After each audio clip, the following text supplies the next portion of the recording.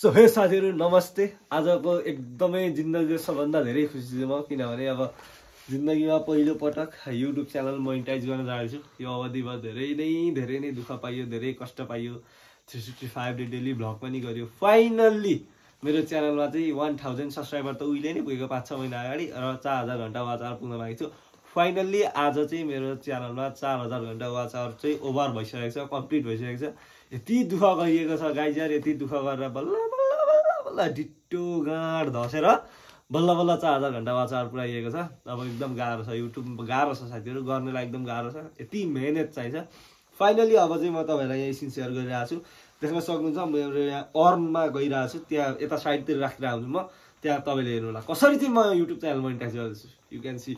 अब यहाँनिर देख्न सक्नुहुन्छ एप्लाई नाउ भनेको छ, हेर्न सक्नुहुन्छ। यहाँ बस स्टार्ट योर अर्निङ जर्नी। आहा गाँठै यो 4000 घण्टा कहिले पुग्ने, वाच आवर कहिले पुग्ने, सबै ठिक छ, कपिराइट केही छैन, सब एप्रुभ छ मेरो हैन। अब एप्लाई नाउमा गरिदिउँ। रिभ्यू बेस्ट्रम भन्छ हैन, यहाँनिर स्टार्ट गरिदिउँ। के गर्छ यहाँनिर, त्यसपछि के हुँदो रहेछ। आइएसएफ त हान्ने होला नि हैन, एक्सेप्ट गरिदिउँ।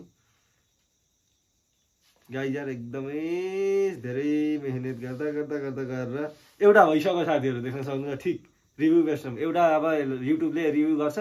अब यो 24 देखि 48 घण्टा भित्रमा यसले अब एक्सेप्ट भयो भने ठिक छ। रियुज कन्टेन्ट छैन, आफ्नो ओरिजिनल कन्टेन्ट छ, मेहनत गरेको छ, डिट्टो धसेको छ, कुनै पनि कपिराइट स्ट्राइक छैन, त्यो हो भने चाहिँ युट्युबले सक्सेसफुल्ली यसले एप्लाई गरिदिइहाल्छ। अनि पहिलो टर्मै युट्युब मोनेटाइज गर्ने 4000 घण्टा पुगिसकेपछि फर्स्ट स्टेप नै यही हो। अर्को स्टेप छ यहाँनिर, अर्को स्टेपमा sign up for AdSense for YouTube भनेको छ।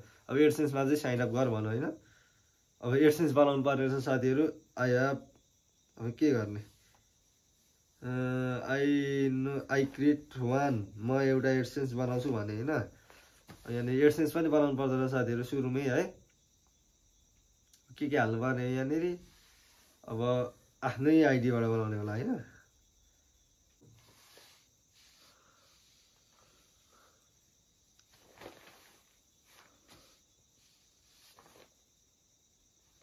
सेटअप एकाउन्ट नेपाल हाल्नु त, यहाँनिर नेपाल हाल्नु पर्ने छ साथीहरु।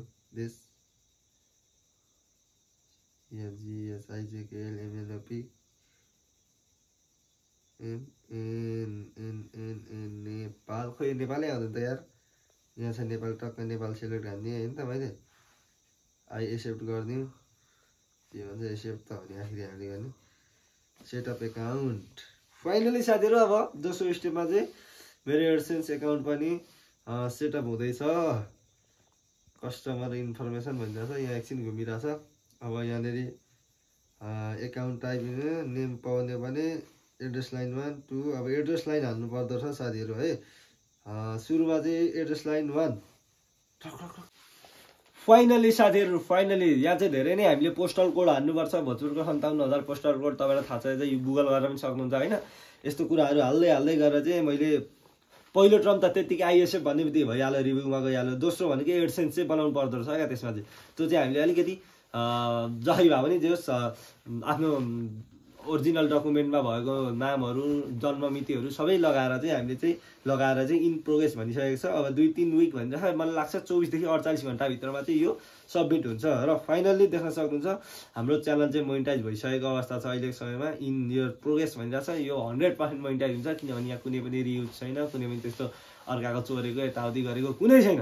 त्यो भएको हुनाले यो च्यानल 100% मोनेटाइज हुन्छ। म ढुक्क छु साथीहरु, तपाईहरु पनि होप 100% मोनेटाइज हुन्छ भने बस्नु होला। सो फाइनली यसरी तपाईहरुले आफ्नो च्यानल पहिलो चरणमा मोनेटाइज गर्नु सक्नुहुन्छ। अनि दोस्रो चरण भनेको गुगल मोनेटाइज एक्सेप्ट भएपछि राम्रो छ च्यानल, ठिक छ भनेर मोनेटाइज भइसक्यो भने चाहिँ अनि दोस्रो चरण भनेको $10 पुरा भइसकेपछि फेरि एड्रेस भेरिफिकेसनको आउँछ। त्यो पनि म भिडियो बनाउँछु। त्यसको लागि चाहिँ एडसेन्समा $10 पुरा हुनुपर्छ। त्यसपछि उताबाट पोस्टलको उताबाट के पिन आउँछ हैन, 6 वटा कि 4 टा कतिवटा हुन्छ, त्यो पिन हालिसकेपछि एड्रेस भेरिफिकेसन हुन्छ। त्यसपछि आफूले बैंक एकाउन्ट जोड्न मिल्छ।